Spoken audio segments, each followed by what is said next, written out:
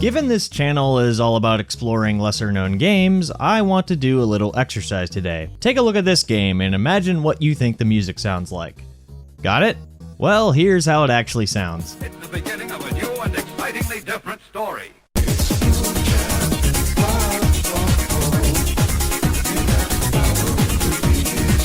Yeah, I just thought that was funny. Anyway, let's get going.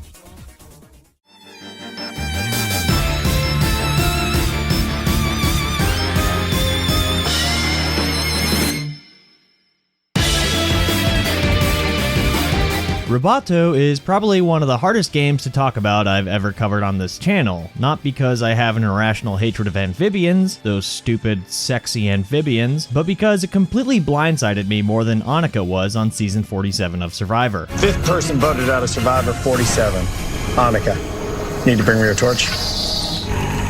Okay. On the surface, it's exactly what it says it is, an experimental, physics-based 2D collectathon. All of the planets in the solar system have exploded, and us being a certified little guy have to jump around a handful of levels collecting the planet bits needed to fix our neighboring space orbs. Interestingly enough, I can't seem to recall another 2D game attempting the collectathon format, or at least one that mimics the 3D variants that immediately come to mind when I think about the genre. Collectathons are built around large, open levels that don't typically work as well in 2D as they do in 3D. But RUBATO actually manages to pull it off pretty well. Each area is split into segments that are large enough to allow for the fun sandbox exploration the genre is known for, but small enough as to not get hopelessly lost as you hop around town. All of the planet bits are strewn about, either sitting right in the open or hidden in clever but not impossible to find hiding spots. Each level caps off with a boss fight, such as a giant dumpling with the legs of my ideal goth gamer GF. Each award you with a new gadget that grants new traversal and combat abilities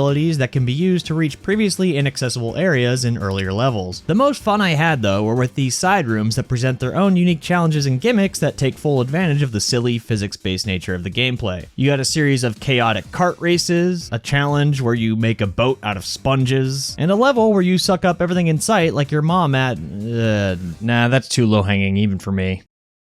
Just like your mom's tits. It's a healthy variety of challenges and gimmicks that had me excited to explore and see what's next throughout the game. But what really stuck with me with RUBATO is that it is what I consider to be an incredible piece of art wrapped into a high-effort shitpost.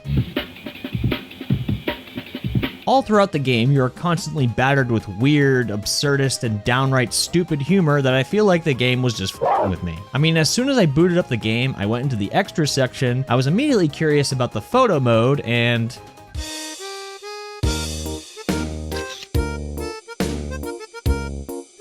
You are technically correct. The best kind of correct. But beneath this very unserious veneer emerged an incredibly moving story that made me question the very nature of creativity itself, and what it truly means to express oneself without the burden of external factors weighing you down, to not be a slave to your own circumstances. If I was a more talented writer, I'd probably make a whole ass essay about it, but I ain't no Jacob Geller. But it's genuinely baffling to me how such a great narrative is hidden almost insidiously within this otherwise unassuming game. And that's basically RUBATO. You start with a fun little platformer and somehow end with a game I haven't felt as moved by since I played Undertale for the first time 11 years ago. God, I'm so fucking old. All's to say, RUBATO is an absolute treasure of a game. It's a bit rough around the edges, but who amongst us hasn't edged a little roughly? And now I'm going to let out what's been stuck in my head the entire time I was writing this segment.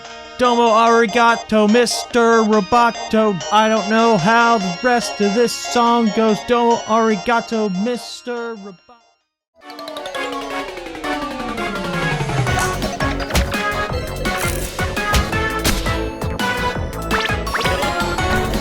Creature collectors have always been an interesting phenomenon to me, because while the genre includes the most profitable media franchise of all time, Digimon, it ironically also has very few noteworthy competitors that scratch the same itch as everyone's favorite little guy, Agumon. Sculpings, however, is a rare occurrence where a game not only successfully emulates the Pokemon formula, I'm done with the bit by the way, but manages to literally sculpt its own identity through its handmade presentation and from being unapologetically nonchalant to the point where I was questioning whether developers even even gave a shit about this great game they were cooking up. It's a creature collector, battler, whatever, roguelike where you venture through several randomly generated biomes to fight, capture, and power up a team of clay critters to take down one of the big five at the end of a run to become the Sculpings champion. The game hits all the right notes of what one might expect from a creature battler with the standard turn-based combat and rock, paper, scissors-esque type matchups. Water beats fire, fire beats plant, plant beats rock, we all know the drill here. Pokemon in general had gotten pretty boring for me until I decided to try playing a Nuzlocke run, which completely reinvigorated my interest in the series by presenting a new way of playing that introduced an X factor of not knowing what Pokemon I'd end up with, as well as adding a challenge to the franchise that nowadays can be beaten by a toddler with a loaded diaper. Holy shit. That was a long f***ing sentence. And Sculpings pretty much captures that same feeling as a Pokemon Nuzlocke compressed into each of its 60 to 90 minute runs while also being considerably more difficult. This game can be pretty tough and requires you to constantly be thinking ahead on how to balance out your team for the trainers ahead, what combinations of pins and items you can use to scale your power, and to balance out the number of wild monster battles you take to level up your Sculpings enough to take on the juiced opponents that await you as you approach the endgame. The second of the big five, doing the Elon Salute in particular, gave me a lot of trouble as her team's ability to constantly freeze my monsters forced me to think of ways to counter that strategy, such as capturing Monkey, whose passives make him immune to freezing, or making sure to stock up on apple pie to cure any others on my team from succumbing to an onslaught of hard CC bullshit. It's a roguelike that has you thinking on a more meta level than most, which is a fun change of pace for my go-to button mashing number go up simulators. But what most impressed me with Sculpings is the fact that nearly all visual assets in the game are entirely created from clay.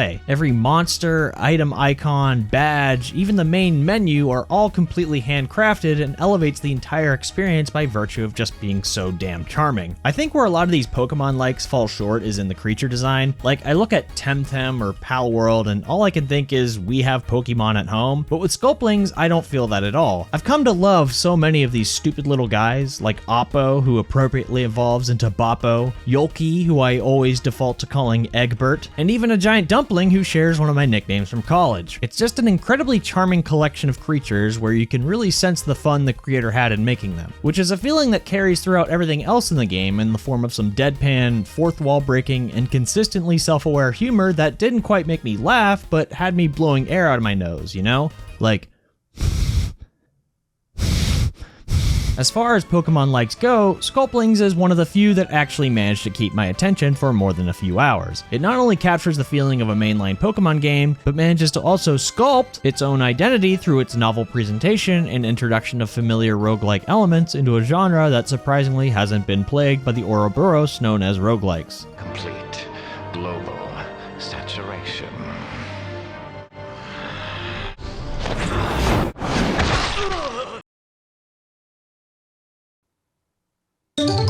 Jesus Christ.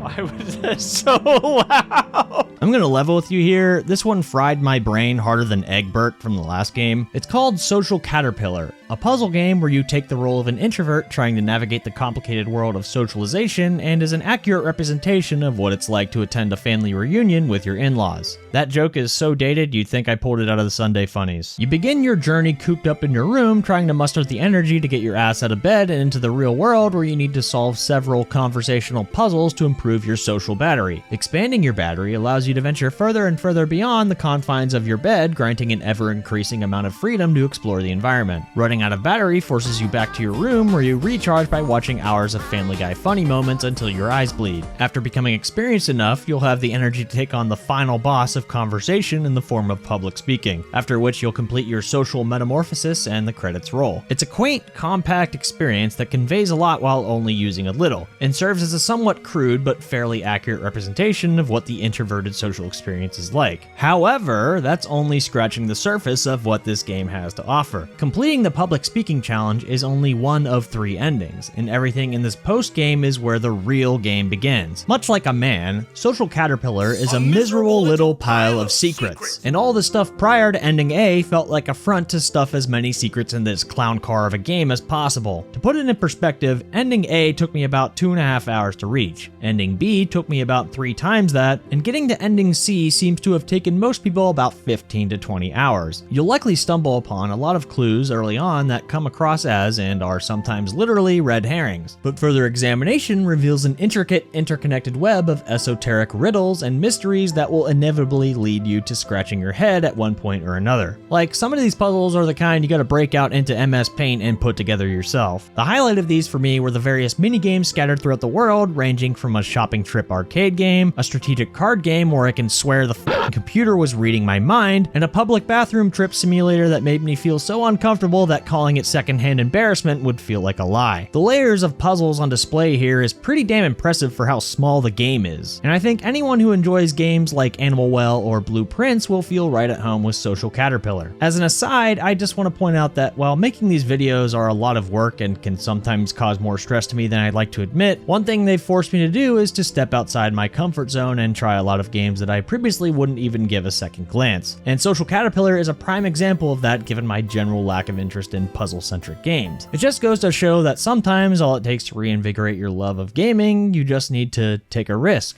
take a chance, make a change, and break away.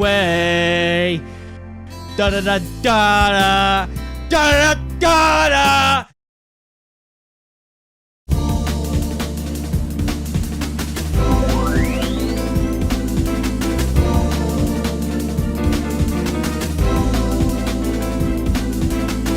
Sinker Space _ Sound takes one of my favorite things in gaming and combines it with musical gameplay to create one of the most innovative rhythm games I've ever played. We play as a girl who has a dream of being beckoned by mermaids and upon waking up has an insatiable urge to fish. We're then pulled into the mermaid's wet hidey hole, Ayo, who explains to us how the fish in this realm move to the motion of the ocean and we need to match their good vibrations to catch them. Should be easy enough thanks to all of the musical experience we gained from suffering through Kingdom Hearts 2. I swear to God, the words finny fun make me want to finny run off a f***ing cliff. You're then left to explore and fish to your heart's content, and at this point the gameplay hook sinks itself deep into your cheeks like your name is Patrick Star. At its most basic level, Sinker Sound is structured around maintaining your line tension by reeling to the beat of the music while also catching incoming omnidirectional beats converging to the center of the screen. You can charge your reels for up to 4 beats to deplete more of the fish's energy, but missing a note while charging will interrupt your reel and cancel it. All reels, regardless of charge level, increase the line tension by a fixed amount, creating a risk-reward scenario where you can either go slow and steady using shorter reels, or if you're feeling confident, go for charged reels that increase your progress much faster. Additionally, there is a perfect tension mechanic where reeling within a specific zone of tension increases your rhythm meter, which acts as a bonus multiplier for the energy depletion from your reels. It sounds really complicated typing that out, but believe me when I say that it's much more intuitive in practice. This is largely in part due to the game's onboarding process being incredibly smooth by incrementally introducing each mechanic one at a time. And while the game asks you to spin a lot of plates at once, I never felt particularly overwhelmed thanks to how lenient the game is towards mistakes. While there is a ranking system for how well you do, the goal of simply catching the fish doesn't require perfect play to achieve. Missing beats, for example, doesn't cause any loss of tension aside from interrupting your reel, so you can pretty much miss catching like half the beats and still manage to not snap your line. It creates a game that is difficult yet forgiving, which was great for me because, as I've established in earlier videos, No, I ain't got rhythm.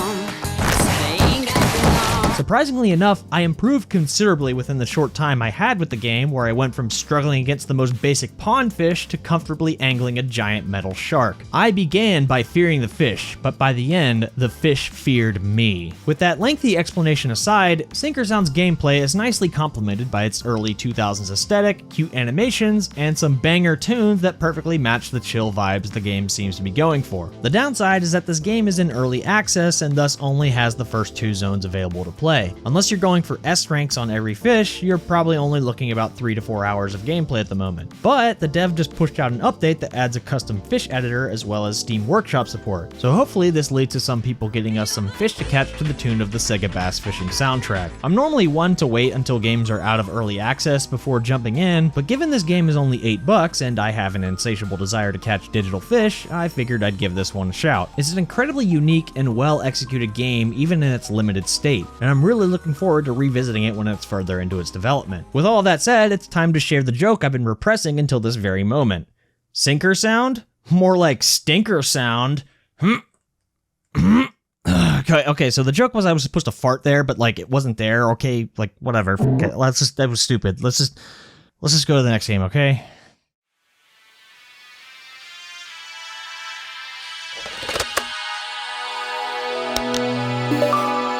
Mr. Sleepy Man sleeps all day and night. Mr. Sleepy Man is a game titled after what I become every day after I wake up for work at 6 in the goddamn morning. It's inspired by a weird mishmash of games, but at its core, it's a classic collectathon platformer. And that might sound similar to another game already covered in this video, but that game was 2D, and this game is 3D. That's 50% more Ds. I'm pausing to let you say nuts. You play as the titular lethargic lead who wakes up in our buddy Tiffy's house, and upon vandalizing his window, we're set off into the world of Bedtime Town to cause havoc, collect shiny things, and partake in numerous platforming challenges until the clock strikes bedtime and the loop resets. While most games of this type are typically segmented into separate areas or have other areas locked behind a new mobility tool or upgrade, Mr. Sleepy Man opts for the true sandbox approach where you have full, unfettered access to the entire map right from the get-go. I was pleasantly surprised about how densely packed this world was and how organically I stumbled upon everything. In my first loop, I became a wanted felon, rolled around in the mud with some pigs, got arrested, flushed myself down the toilet, and found myself in an entirely new area surrounded by mice that I imagined lived in the crawl space of Tony Soprano's house. Oh, we got a clumsy guy over here. And every subsequent loop was pretty much the same story of debauchery and adventure, where there was something new to discover around every corner. It isn't the largest world, but it more than makes up for it in the sheer quantity of activities there is to do. It's short, yet girthy, like a big ol' mushroom with a little dewdrop on top of it. Very cottagecore. The gameplay is pretty standard for a 3D platformer, with Sleepy Man having a basic but effective moveset for getting around. It can be a bit stiff and janky at moments, but the inclusion of a glider and low punishment for failure ensures that platforming rarely becomes frustrating. And the movement is solid enough that anyone with some platforming prowess will be able to put on the schmovement on several occasions. It's just a good old platforming jaunt that scratches the same itch as the classics of the genre. But even more noteworthy with Sir Sleepy Boy is just how charming, funny, and overflowing with personality the entire game is. Like right from the start menu, you can either just press A to start or open the mystery box. Everything gives you cancer. You're gonna work until you die. This entire game is just the ultimate manifestation of silly. I'm extremely biased because a lot of the game matches the exact combination of stupid, dry humor I enjoy, but I can't think of another game that's made me laugh as hard as this game has in a long time. Hey Carol, Dogmaster here. I got great news. Grandpa's dead. The crowning achievement of this narcolepsy simulator, though, is a story that is succinctly told through a series of 3 interactable music videos that are not only total bangers and put pretty much every Rayman music level to shame, but presents a poignant theme about the relationships we have with our goals and dreams. Particularly how even having a dream is in some ways a catch-22. The saying, "Be careful what you wish for, it might come true," exists for a reason. And Mr. Sleepy Man is a thorough examination of this push-pull dynamic I think most people go through during really any creative pursuit. That, or I just really like it because my taste in music can be boiled down to Sad Snack Summer, but I digress. Mr. Sleepy Man is a fun, engaging time, and simultaneously an intimate look into the soul of its creator. And as I've played more and more of these games on this channel, that sense of personality that shines through has become an increasingly significant reason I've had so much fun experiencing them. They've been a staunch reminder to me that popularity isn't the end-all, be-all of quality, and that we're all capable of making something, anything, that positively contributes to the world in some way. And that's pretty inspiring as someone who has imposter syndrome on the mind like it was tattooed on the back of my head. Maybe, no matter who you are, if you just believe in yourself, you've got the power to be his friend. It's Moonchild. Whoa, you've got the power to be his friend. It's Moonchild. Whoa.